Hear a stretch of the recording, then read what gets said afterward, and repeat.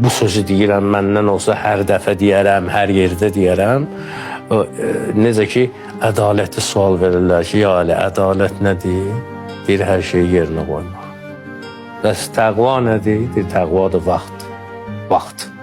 Yəni, işi vaxtında yerə qoy. Yerinə qoyasan, ha. Amma biraz gecikdin, ya biraz tez qoydun, odur. Təqva vaxtdır.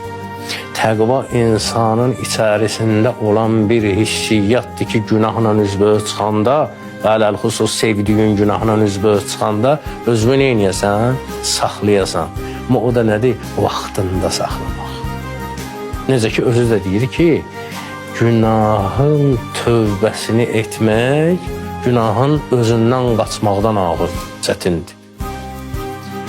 O işi yeri vaxtında görürsən ki, öz işini çətinləşdirməyəsən. Təqva lazım olan işi lazım olan vaxtda görmək.